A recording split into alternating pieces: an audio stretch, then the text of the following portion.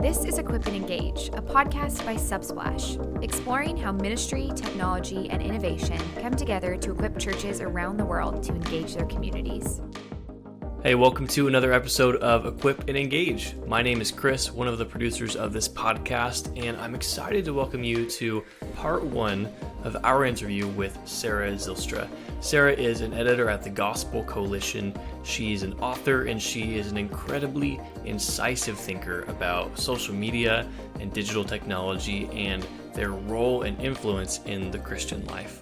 She and Carolyn have had a fantastic conversation about potential impacts of social media and technology that you might not think about as a Christian, as someone who is on a spiritual journey to follow Jesus. And I learned a lot from this conversation. I know that you will as well. Without waiting any longer, here is Carolyn and Sarah Zylstra. Well, hello, Sarah, and welcome to Equip and Engage. Thanks for joining us today. Thank you so much for having me. It's great to be here. Yeah. Well, I'm personally excited as we just dive into this topic around social media and how churches today in our current culture can navigate this space. And I mean, when new technology comes out, there's no rule book for it. And so, it feels like a social experiment that has been going for a little bit of time now. But I have realized, over the years, so I have gotten to talk to churches and pastors of all different sizes, all different denominations over the years. And I've been in this space for 11 years with Subsplash now and 13 years overall. So I feel like I've seen these trends happen over the course and how they're, with their discipleship strategy and how they're using digital for that. And one of the trends I've really started seeing in the last couple of years was starting to see how more and more churches, it went from, hey, here's social media and we should we be on it? Should we not be on it? And then it went for, okay, we've got somebody on staff that kind of handles this to now the amount of churches that have a social media specifically hired person that is their full job to be able to handle this. So I'm curious too. This has been an area that you've been writing about recently. You've got a couple books from Gospel Bound to Social Sanity in an Insta World, which we'll talk more about. But how did you become interested in studying social media and writing about it? Yeah, that's a great question.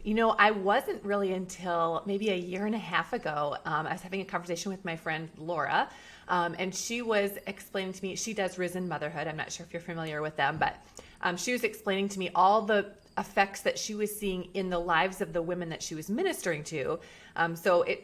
Risen Motherhood is a podcast, but they also have a social media presence. And she was seeing in the women, primarily young moms, how they were being affected by social media. And so she was explaining to me vigorously all the things that were happening there and said, Sarah, you have to write a book. To which point I was like, no, you write a book. And then as we sort of batted that around, we thought we would bring in some other voices to help us write this book for a couple reasons. One is that a multitude of authors just goes faster. You can just write that book faster. And then also we wanted women to be able to speak to their areas of strength, so that hopefully each chapter is as strong as it can possibly be because that woman is talking about an area that's really important to her. Throughout the course of writing that book, we discovered that it matters how old you are when you got on social media. So we were writing primarily to women who had pretty much been formed by the time they got on, right? Like if you didn't get on until after college or maybe your later college years when it first came out, you were in a completely different spot than if you were Gen Z, which is right now 25 and below. You grew up and social media was much more shaping of you.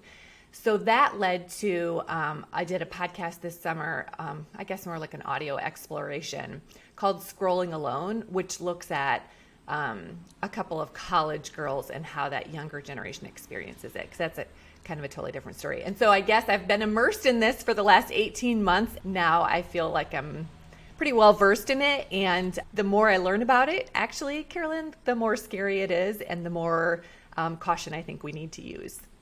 Yeah, I'd love to dive into that piece too, because so we've been doing just some work in hosting these events called Beyond Sunday, and where we're bringing pastors and church leaders together and start thinking about, okay, how do we start to craft a digital strategy here that is aligned with our whole discipleship journey? Some of the studies, I totally agree that you start to pick up of how formative these platforms are, how addictive they are. And what I think gives me pause too is it's not like I'm reading something and assessing it in other people. It's like, I feel like I'm pretty cognizant of it, and yet I still am down the addictive path with it. And one other thing I was going to mention too. So one of the studies, it was by a Syrian, and they were just measuring, okay, how much are we looking at our phones in a given day? And they found that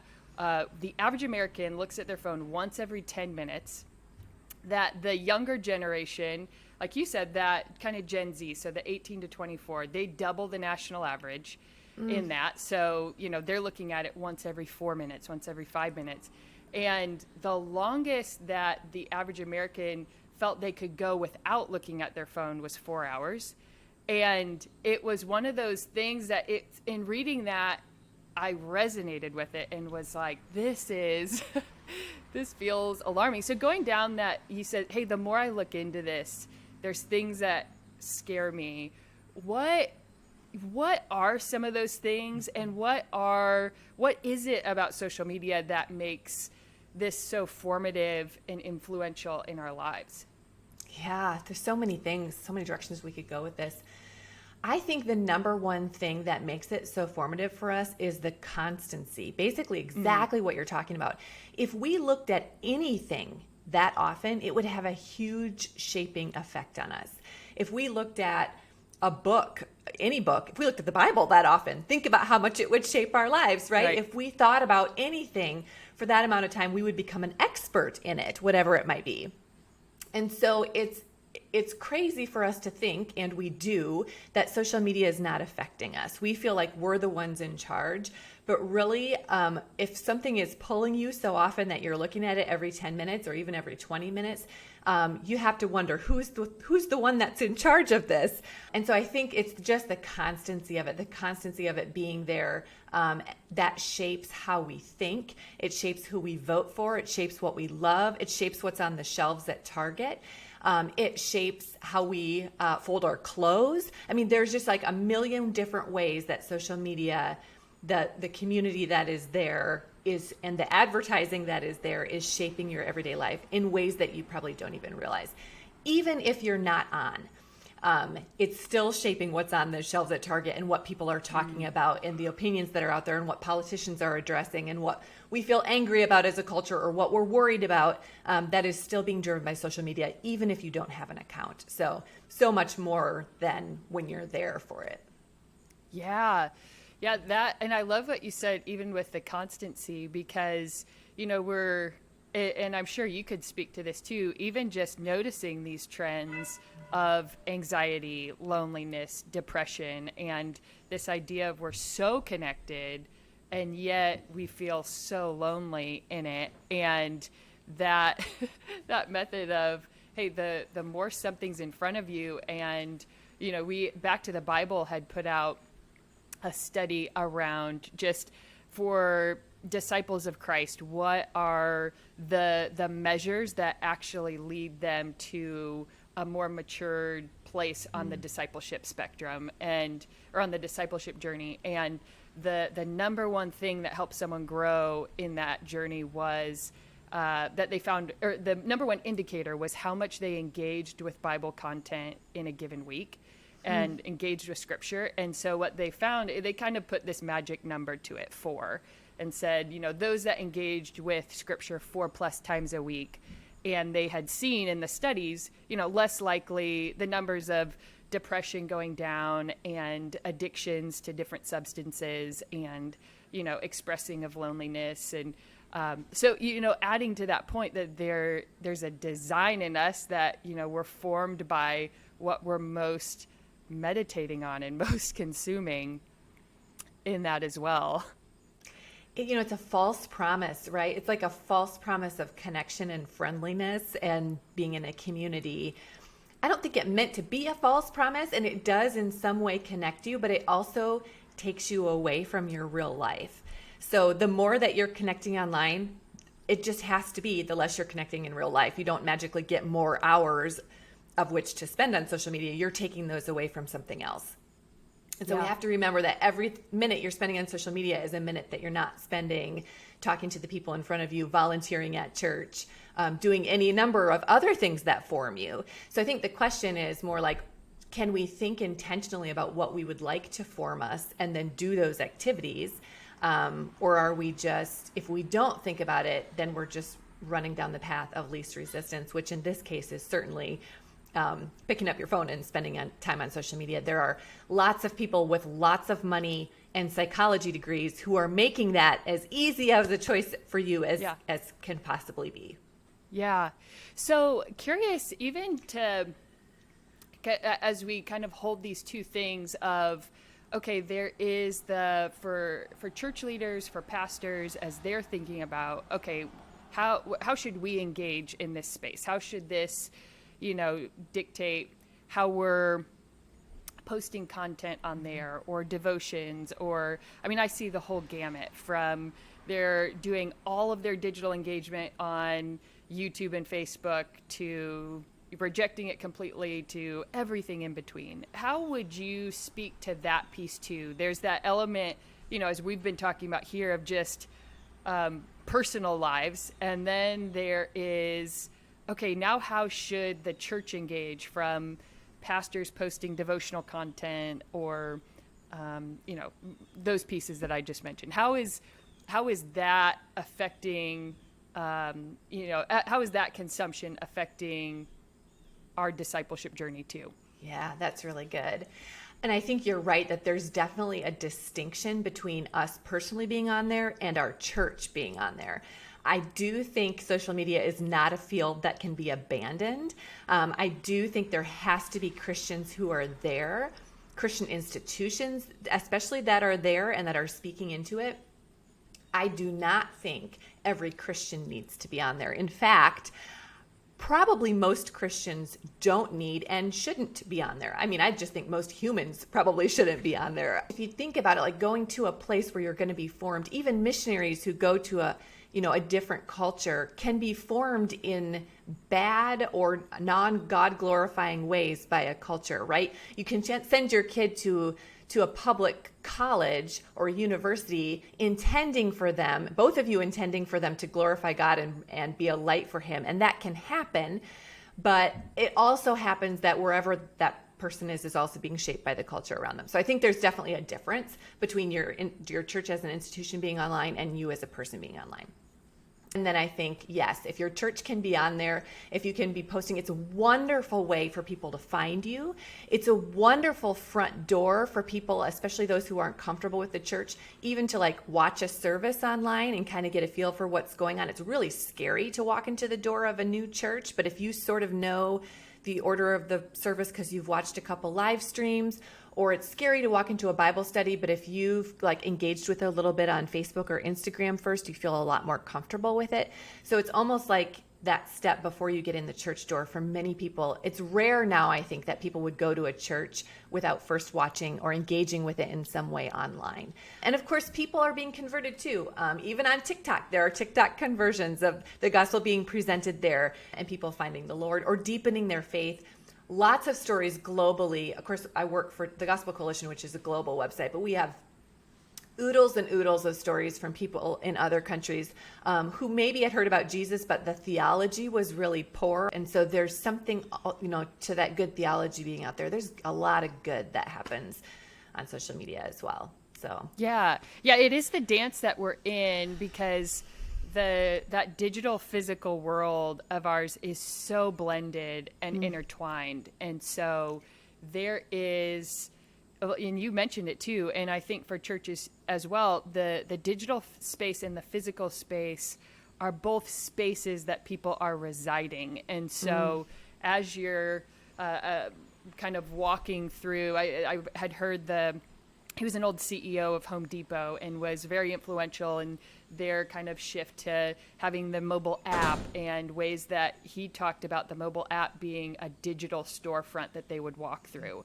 And at the point they were making that shift, it was very new. I mean, the brick and mortar was the competition. And so for him to say, no, Amazon's our competition, at that time was very, it was very much a new idea. And so I think too, obviously with the church, there is this digital space and this physical space, and how are we cognizant of the two? But also, I wanted to bring up as well. So another Gospel Coalition editor, Brett McCracken, he's noted that evangelicals tend to be overly pragmatic when using social media, and simply asking, how can we use this to meet people where they're at?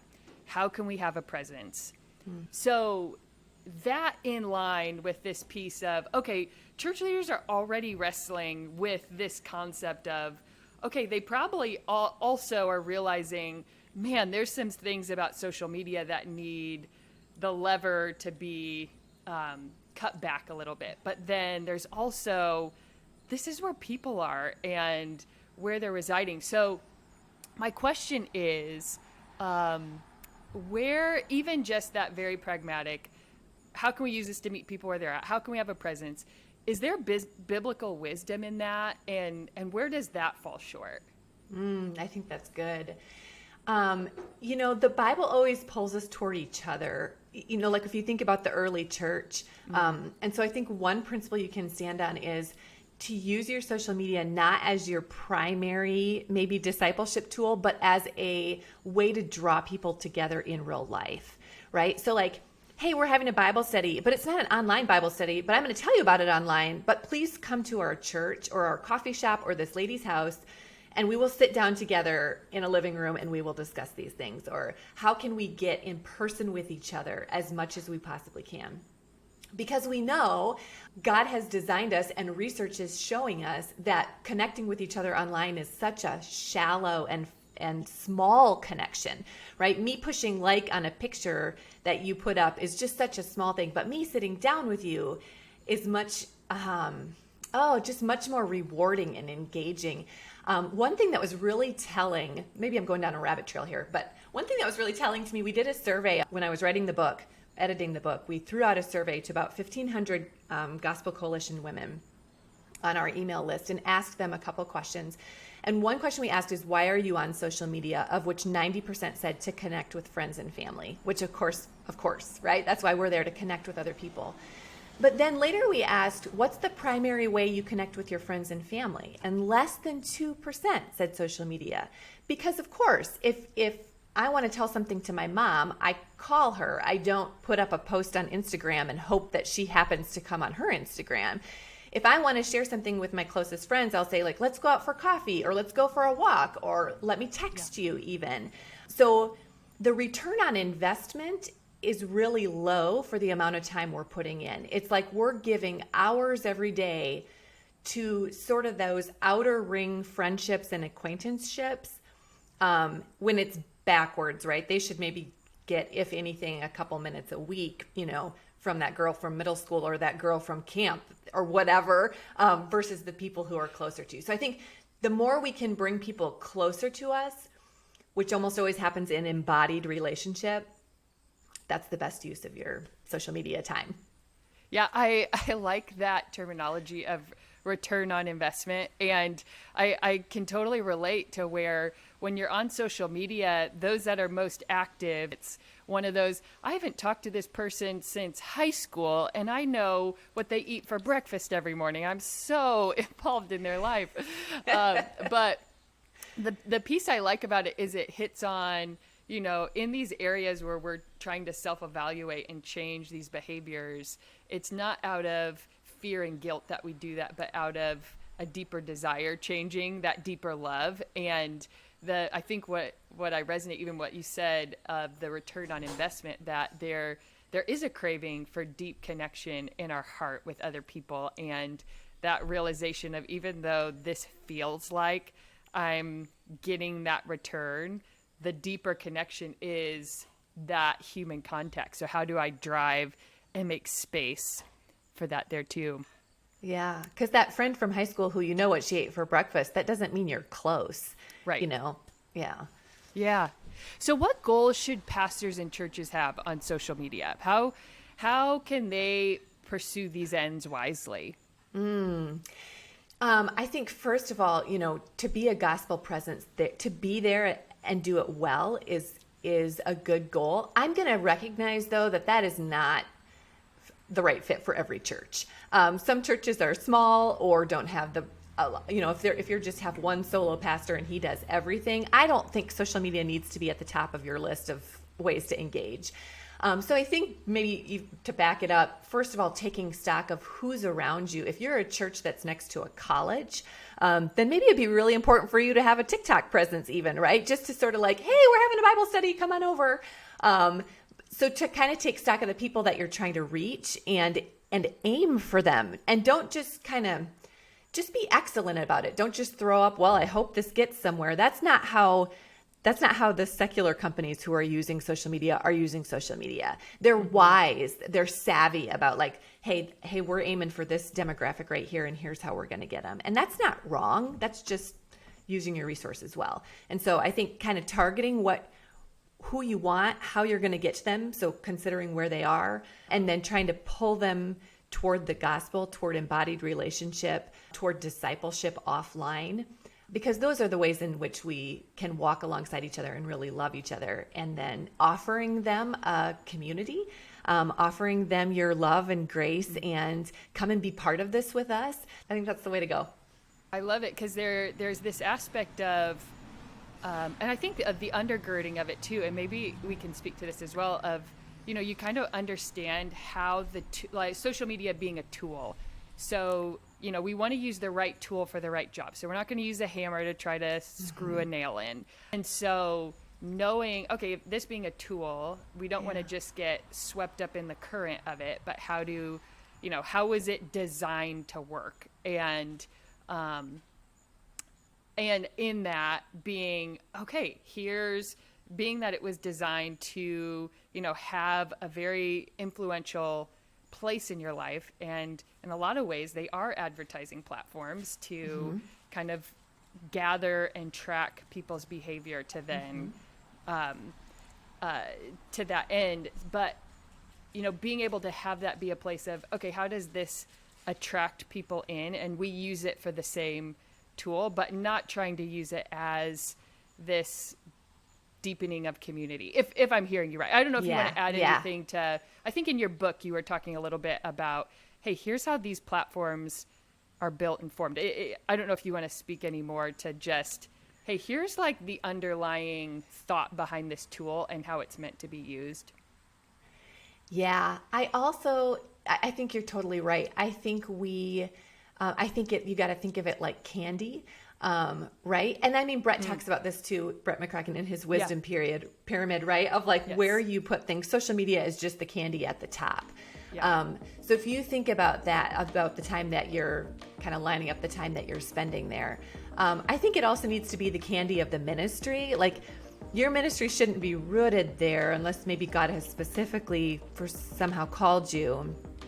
Your ministry needs to be rooted in like the word, first of all, and the actual people in your life, and the people in your neighborhood, and the people in your community. And then maybe if you're using social media to get those people in the community, but for your ministry to sort of, shout out to the whole world, that's not going to be as effective as a strategy as or as biblical as a strategy, honestly. Like Paul writes to specific gatherings of Christians and churches. He doesn't write like, hey, whole world, here's what I'm thinking about. He's aiming his communication. And I think the more that we can emulate that, the better off we'll be. Thank you, Sarah. Thank you, Carolyn. Thanks for everyone listening today. As always, we have more conversations coming up just like this one, including part 2 of our interview with Sarah Zylstra. These conversations are all to help pastors navigate through the unique challenges of doing ministry in our digitized age, our politicized age, our divided age, an age in which sometimes feels like you just cannot win. But we are all in on the mission of the church. It is even today and always until the end of time the greatest source of hope and joy for our world. This is what we believe in. It's what we love to talk about, so make sure you don't miss out on future episodes and subscribe to Equip and Engage wherever you listen to podcasts. Thanks again. We'll catch you next time.